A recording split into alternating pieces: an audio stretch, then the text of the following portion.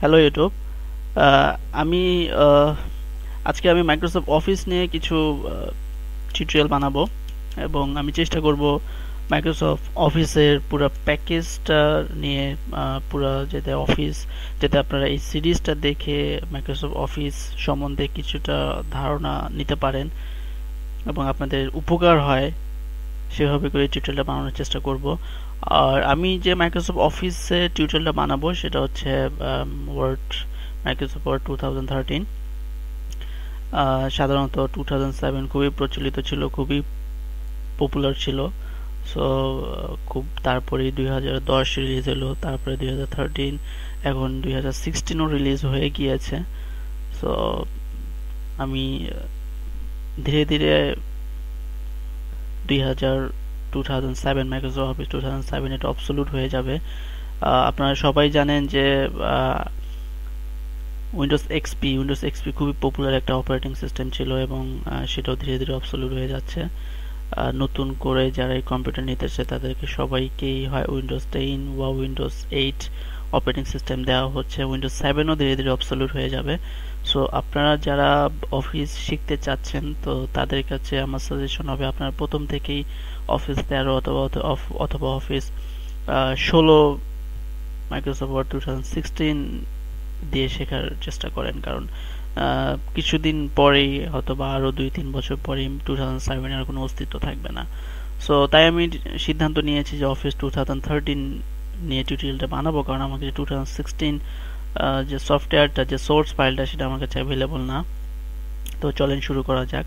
তো প্রথমে কথা হচ্ছে যে আপনি অফিস কিভাবে ওপেন করবেন। সো ফার্স্ট হচ্ছে আপনার কম্পিউটারে মাইক্রোসফট অফিস সেট আপ করা থাকতে হবে। দেন সেট আপ করা থাকলে আপনি কয়েকভাবে মাইক্রোসফট অফিস ওপেন করতে পারেন।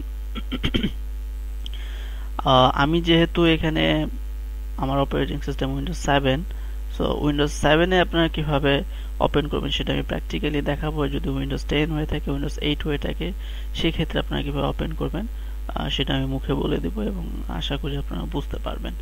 সো খুবই প্রফেশনাল পদ্ধতি, যেটাকে প্রপার নিয়ম যেটাকে বলা হয়, সে নিয়মটা হচ্ছে প্রথমে আপনি স্টার্ট বোতামে ক্লিক করবেন। স্টার্ট বোতাম থেকে অল প্রোগ্রাম থেকে মাইক্রোসফট অফিস। আপনার যদি 2007 ইনস্টল করা থাকে তাহলে আপনি পাবেন মাইক্রোসফট অফিস 2007।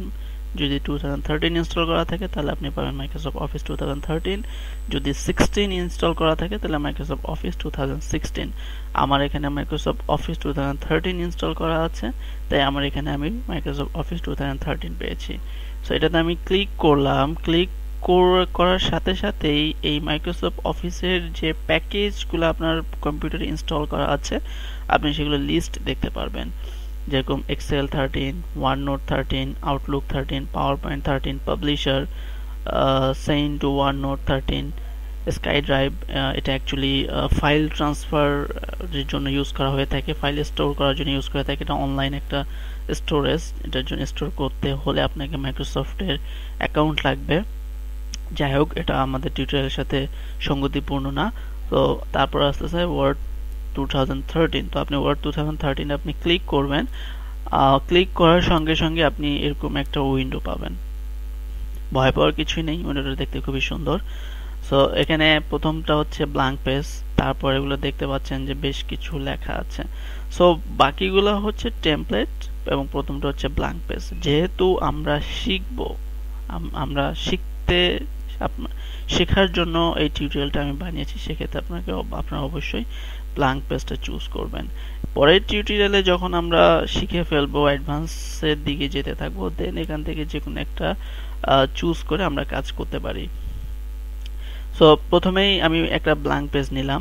আমার একটা ব্ল্যাঙ্ক পেজ কিন্তু ওপেন হয়েছে, আমার কিন্তু এখনো আমার এই পেজটা সেভ করা নেই। আমি এখানে নাম দিলাম যে this is a word file.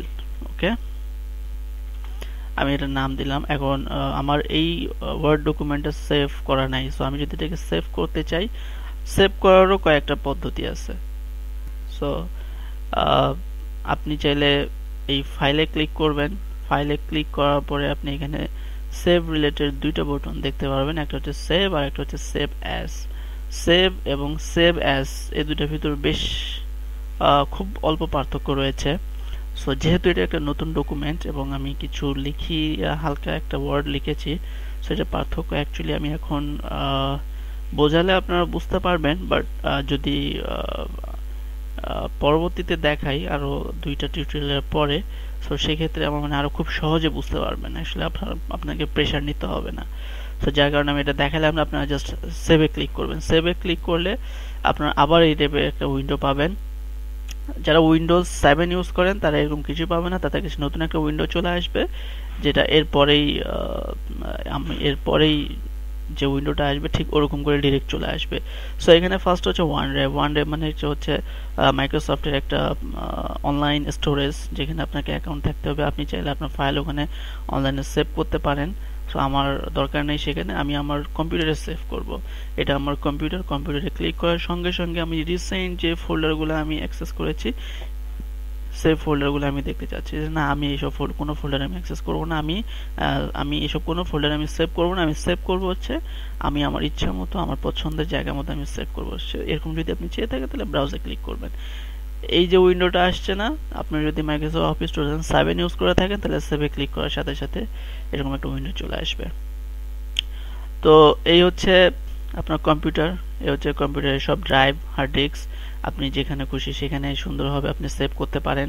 অবশ্যই সেভ করার আগে এখানে নাম দিতে হবে ওয়ার্ড ফাইল। আমি ওয়ার্ড নাম দিতেছি। আপনাদের যেটাই পছন্দ হবে, আপনি যে রিলেভেন্ট কাজ করবেন ওই রিলেভেন্ট নাম দিবেন। আপনি যদি অ্যাকাউন্টসের হিসাব করছেন তাহলে অ্যাকাউন্টস নাম দিবেন। আপনি যদি অ্যাসাইনমেন্ট তৈরি করছেন তাহলে অ্যাসাইনমেন্ট নাম দিবেন। আপনি যদি কোনো কিছু প্যারাগ্রাফ লিখছেন প্যারাগ্রাফের নাম দেবেন। যদি লেটার লিখছেন তাহলে লেটার রিলেটেড নাম দিবেন।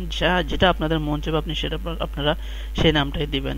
তো আমি ডেস্কটপে সেভ করব, তাই আমি ডেস্কটপ চুজ করলাম। এই হচ্ছে আমার ডেস্কটপ।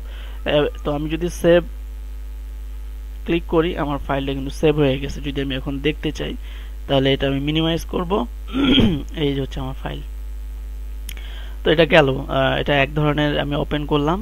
যেহেতু আমি প্রথমে বলেছিলাম যে মাইক্রোসফট অফিস ওপেন করার কয়েকটা পদ্ধতি আছে, সেভ করারও কয়েকটা পদ্ধতি আছে। তো আমি ওপেন করে একটা পদ্ধতি দেখিয়েছি, সেভ করার আমি আরেকটা পদ্ধতি দেখিয়েছি। এখন আমি দেখাবো যে আপনি আরেকভাবে কিভাবে ওপেন করতে পারেন এবং আরেক ডিফারেন্ট ভাবে কিভাবে সেভও করতে পারেন। তো যদি এটা সেকেন্ড পদ্ধতি হচ্ছে আপনি আপনার ডেস্কটপে বা কম্পিউটারে যে কোনো জায়গায় ব্ল্যাঙ্ক জায়গায় গিয়ে আপনি রাইট ক্লিক করবেন। রাইট ক্লিক করার পর নিউয়ে যাবেন। নিউয়ে গেলে আপনি এখানে দেখতে পারবেন যে আপনার মাইক্রোসফট ওয়ার্ড ডকুমেন্টে আপনি ক্লিক করলে আপনি যদি আমি যদি এখানে দেখাই, আমার এখানে ওয়ার্ড ডকুমেন্ট চলে আসতেছে। আর যদি আপনি এখানে না করে ধরেন আমি সরি এখানে যাব না, এখানে গেলাম, এটা আমার একটা ড্রাইভের ভিতরে গেলাম। এখানে গিয়ে আমি নিউ ডকুমেন্টে এখানে নিউ ডকুমেন্টে রাইট ক্লিক করে নিউ থেকে ওয়ার্ড ডকুমেন্ট, একটু সময় নিচ্ছে, চলে আসছে। এখন আমি চাইলে এখানে আমি নাম দিতে পারি ওয়ার্ড। আমার এখানে সেভ হয়ে গিয়েছে। এখন আমি যদি এখানে রাইট ক্লিক ডাবল ক্লিক করি তাহলে আমার পেজটা ওপেন হয়ে যাবে। এখন আমি ইচ্ছা মতো আমি যা নোট করতে চাই, যে কাজ করতে চাই আমি সে কাজ করতে পারবো। তো যাই হোক, আমি এখানে সেভ করব না, আমি ডেস্কটপে নিয়ে কাজ করব। ডেস্কটপে গেলাম, এখান থেকে আমি ডিরেক্ট নাম দিলাম ওয়ার্ড। অ্যাকচুয়ালি ওয়ার্ড নামটা এখানে নিবে না, কারণ ওয়ার্ড নামে আমার একটা ফাইল আছে। সেই কারণে আমাকে ওয়ার্নিং দিতেছে যে do you want to rename new Microsoft Word document to Word 2 there is already a file with the same name। আমাকে বলতেছে in this location, এই লোকেশনের সেম নামে ফাইল আছে, এবং অবশ্যই একটা লোকেশনের সেম নামে দুটো ওয়ার্ড ফাইল আপনি সেভ করতে পারবেন না, ডিফারেন্ট নাম হতে হবে। কারণ এ তো ভাই কম্পিউটার, এই হচ্ছে হিউম্যান ব্রেইন না যে বুঝতে পারবে। সো এই কারণে আপনি সেভ করতে পারবেন না। এখানে আমি দিলাম ওয়ার্ড 1 দিলাম, তাহলে কারণ ডিফারেন্ট সেভ হয়ে গেল। এখন আমি ডাবল ক্লিক করে ওপেন করলাম। এখন হচ্ছে আমি যদি সেভ করি this is my first tutorial, okay. এটা যদি আমি সেভ করি, কিপ্যাড থেকে কিভাবে সেভ করব, কন্ট্রোল এস যদি আমি দেই, সেভ হয়ে গেছে। এখন এটা গেল, আপনি একটা ডকুমেন্ট ওপেন করছেন, কাজ করতেছেন, কাজ করার পরই এখন আপনার দেখা গেল যে আপনি কাজ করছেন, আপনার মনে হলো যে হ্যাঁ আমার এখন এই কাজ করতে গেলে আমার আরেকটা ডকুমেন্ট ওপেন করতে হবে। সেটা আপনি কিভাবে করবেন? সুন্দরভাবে ফাইলে যাবেন, ফাইলে গিয়ে ওপেনে ক্লিক করবেন। ওপেনে ক্লিক করার সঙ্গে সঙ্গে আপনার রিসেন্ট আপনি যে ডকুমেন্টগুলো ওপেন করেছেন সবই আপনার লিস্টে চলে আসবে। তো এখান থেকে সুন্দরভাবে আপনি এটা ওপেন করতে পারবেন। এই ওয়ার্ড আমি দেখুন আমি এটা দিয়েছিলাম, this is a word file, চলে আসছে। সো এই টিউটোরিয়ালে এতটুকুই। আমি চাইলে আরো অনেক কিছু দেখাতে পারতাম, কিন্তু ভিডিও লেন্থ বেড়ে যাবে, আর আমি নিজেও টিউটোরিয়াল থেকে অনেক কিছু শিখেছি। সো এবং আমি যখন টিউটোরিয়ালগুলো দেখতাম তখন খুব লেন্থ যদি খুব বড় হতো খুব বিরক্ত লাগতো। সো এই কারণে আমি চেষ্টা করব টিউটোরিয়ালটা এখানেই শেষ করছি, কারণ লেন্থ বেড়ে গেলে দেখতে একটু বিরক্ত লাগে। সো ধন্যবাদ সবাইকে। অবশ্যই সাবস্ক্রাইব করবেন, সাবস্ক্রাইব করতে ভুলবেন না। আর যদি ভালো না লেগে থাকে, ইউটিউবে অনেক টিউটোরিয়াল আছে, আপনারা সেগুলো দেখতে পারেন, কিন্তু প্লিজ কোনো নেগেটিভ কমেন্টস করবেন না। Thank you very much.